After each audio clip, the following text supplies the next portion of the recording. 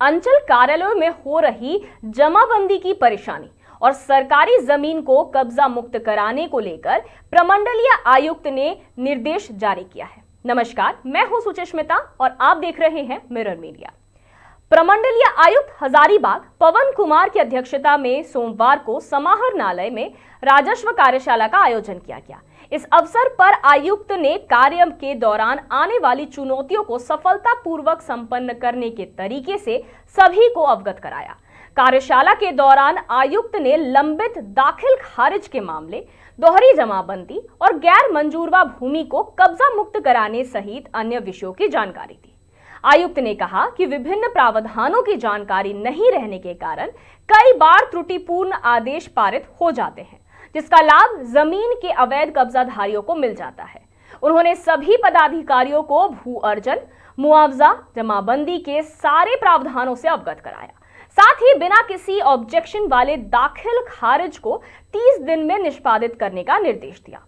कार्यशाला के दौरान आयुक्त ने revenue act, CNT act, one पट्टा, लैंड सीलिंग एक्ट, जंगल झाड़ी जमीन, Indian forest act 1927, Indian forest act 1980, cantonment area, notified area, खास महल, जमीन की प्रकृति व प्रक्रिया, वाटर बॉडीज एक्ट, परिशोधन पोर्टल, खतियान एवं रजिस्टर 2 की प्रविष्टियों का महत्व, फॉरेस्ट कंजर्वेशन एक्ट सहित अन्य बिंदुओं पर विस्तार पूर्वक एवं उदाहरण देकर प्रकाश डाला।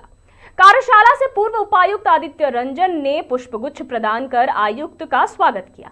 वहीं सर्किट हाउस में उन्हें जिला प्रशासन की ओर से गार्ड ऑफ ऑनर भी दिया गया। जो भी चैलेंजेस हैं, चाहे वो राजस्व विषय पे हो या किसी अन्य सब्जेक्ट पे हो, जहां उनको मार्गदर्शन, डिस्ट्रिक्ट एडमिनिस्ट्रेशन को मार्गदर्शन की आवश्यकता है, तो उन चैलेंजेस को कैसे सफलतापूर्वक हम मीट आउट करें, इस संबंध में एक जनरल कार्यशाला का था और उस कार्यशाला में सारे हमारे पदाधिकारी, जिला स्तरीय पदाधिकारी उपस्थित थे। सारे प्रावधानों की जानकारी दी गई, कैसे सशक्त डिलीवरी हो, जन उपयोगी हो, जन कल्याणकारी हो, इस संबंध में उन्हें भलीभांति अवगत कराया गया। सर, ये कार्यशाला जो आयोजन किए जा रहे हैं उसमें मुख्य बिंदु क्या क्या रखे गए? जैसे आपने बताया राजस्व संग्रह तक की बातें हैं। राजस्व संग्रह नहीं, राजस्व से जुड़े विषय, संग्रह तो एक अलग शब्द है। राजस्व से जुड़े विषय जैसे बहुत सारे हैं कि अभी सबसे बड़ी समस्या म्यूटेशन की है। दोहरी हजारों हजार म्यूटेशन लगते चले आ रहे हैं। एक ही जमीन की दोहरी जमाबंदियां कायम हो जाती है ना। कई प्रकार की सूचनाएं मिलती है कि गैरमजरूआ जमीन है, गैरमजरूआ जमीन की खरीद बिक्री और उस पर भूमि माफियाओं का कब्जा किया जा रहा है। तो उन सारे विषयों, उन सारे चैलेंजेस से कैसे हम मुक्ति पाएं और इस तरह की डिलीवरी दें कि ताकि उनको फायदा हाई कोर्ट में नहीं मिले, हाई कोर्ट में वादा कर देता है। कई बार होता है क्या कि प्रावधानों की जानकारी नहीं रहने पर हम लोग तो ऑर्डर पास करके निश्चिंत हो जाते हैं, लेकिन मामले जब हाई कोर्ट में जाते हैं और हाई कोर्ट में हमारे द्वारा पारित आदेश की समीक्षा होती है और त्रुटिपूर्ण पाए जाने के कारण हमारे आदेश को क्या किया जाता है, निरस्त कर दिया जाता है। तो उस समय फिर फायदा वो हाई कोर्ट के आदेश से भूमि माफिया को मिलने लगता है। तो उसको इफेक्टिवली कैसे लागू करें ताकि हमारे द्वारा पारित आदेश हाई कोर्ट में भी बरकरार रहे। सर, दोहरी जो है रजिस्टर 2 में कैसे रजिस्टर हो जाता है, उसके जिम्मेवार कौन? आखिर आपके जो राजस्व कर्मचारी बिल्कुल उसकी कहीं ना कहीं तो लापरवाही है। बिल्कुल कहना आपका बिल्कुल सही है। देखिए, हम 75% जिम्मेवारी तो उन्हीं की मानते हैं, 25% जिम्मेवारी देखिए रह जाती है ये रैयतों के बीच, है ना। कि सपोज कीजिए कि आपके दादाजी के नाम से 2 एकड़ की जमाबंदी थी, आपके दादाजी 2 भाई थे, ठीक है। तो आप उनके पोता है, आप कहिएगा कि दोनों को एक एक एकड़ हिस्सा हुआ, लेकिन उस समय फैमिली अरेंजमेंट के तहत किसी भाई ने, दादाजी का, आपके चाचा ने 1.5 एकड़ जमीन बेच दी और 1.5 एकड़ का म्यूटेशन हो गया चाचा के नाम से।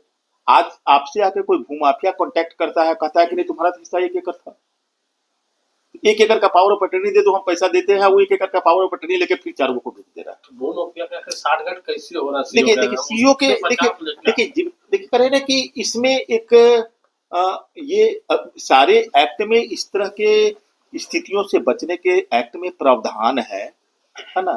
फैक्ट है, इन प्रावधानों से कुछ अनभिज्ञता भी थी हमारे राजस्व प्रशासन की, तो उन प्रावधानों से उनको अवगत कराया गया है और स्ट्रिक्टली निर्देश दिया गया है कि प्रावधानों के अंतर्गत अगर कार्रवाई की जाए तो शायद इन सारी स्थितियों से हम निजात। सर, जमाबंदी 2000 से भी ज्यादा है अलग अलग अंचल के, तो क्यों जमाबंदी इतना दिन से लंबित हो जा रहे हैं, जबकि राइट टू सर्विस एक्ट का लोगों को पालन करना है।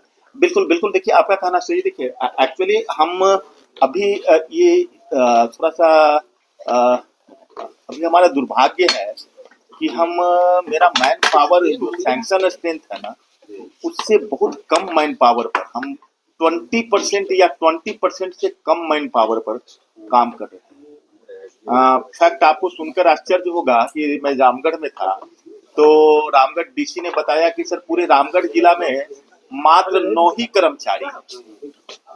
अब सोचिए कि रामगढ़ जिला में अंचल की संख्या 9 है, कर्मचारी भी 9 है, तो अभी एक कर्मचारी, तो इस तरह की स्थिति धनबाद में भी होगी। फैक्ट है। तो क्या संख्या बढ़ाने की नहीं, अब तो सरकार के द्वारा नियुक्ति धड़ल्ले से किया, माने युद्ध स्तर पर किया जा रहा है। सीआई का तो रिजल्ट निकल गया, अब राजस्व कर्मचारियों की एसएससी से होगी तो उसकी निकलेगी। तो सरकार प्रयासरत है, ये कोई आज की समस्या एकाएक उत्पन्न नहीं हुई है। जिस दिन हम सैंक्शन स्ट्रेंथ को पालेंगे तो इफेक्टिवली, देखिए सबसे बड़ी समस्या क्या होती है ना कि देखिए एडमिनिस्ट्रेशन को बहुत समझ कर चलना है कि अगर सैंक्शन स्ट्रेंथ मान लीजिए यहाँ 100 है कर्मचारियों का और आज हम काम कर रहे हैं 20 पे, है ना, तो अतिरिक्त कार्य बोझ तो उन पर रहता ही है। कुछ गलतियां हो गई, उस 20 में भी अगर हम 10 को टपका दे तो उसके बाद की स्थिति क्या होगी भैया, वो आप कल्पना। तो सर अभी 90 दिनों तक जो पेंडिंग रह जा रहे हैं, नहीं उनको निदान का स्ट्रिक्ट निर्देश दिया गया है। स्ट्रिक्ट निर्देश दिया गया है कि बिना ऑब्जेक्शन का कोई भी दाखिल खारिज 30 दिन से अधिक अवधि तक लंबित नहीं है। सर कार्यशाला में इसके अलावा और क्या क्या बिंदु हैं? बहुत सारे बिंदु थे, इसके साथ भूअर्जन का भी था, मुआवजा का था, है ना, 46 के प्रावधान को इफेक्टिवली कैसे बनाया जाए, है ना। सर आपने जो अवलोकन किया उसमें मुख्य समस्याएं क्या छन कर आई? सुधार की आवश्यकता है। निश्चित रूप से कुछ त्रुटियां हो रही है, तो फैक्ट है कि सरकार को और सरकार का जो घोषित कार्यक्रम है कि समय समय पर अपडेट से प्रशिक्षित करते रहे, है ना। विस्थापन को लेकर कुछ रणनीति बनी है? देखिए एक जीआरडीए का जो आप जीआरडीए से आपको लगता है कि देखिए जीआरडीए का की संरचना आपको पता है कि कोल मंत्रालय के द्वारा फिलहाल बदल दी गई है ना, और एक सीओ का यहाँ नियुक्ति होना है, अभी नियुक्ति नहीं हुआ है, और हमारे राज्य के मुख्य सचिव को जिम्मेवारी दी गई है। पूरे राज्य के मुख्य सचिव, हमको लगता है कि 2 महीना में 2 मुख्य सचिव का दौरा हो चुका है। एक पिछली बार अलका तिवारी मैम भी आई थी, इधर अविनाश सर भी आए थे, है ना। तो जब उन्होंने क्या निर्देश दिया है और अब जो संरचना बना है उसमें कमिश्नर का ओवरऑल सुपरिटेंडेंट्स है, लेकिन एक्टिव जो पार्ट था कमिश्नर को, उससे कमिश्नर को हटाया गया। तो अब उनका जो प्रोसीडिंग आ जाएगा मुख्य सचिव महोदय का, उसके बाद ही हम बता पाएंगे उसमें क्या इंक्लूड हुआ है, क्या एक्सक्लूड।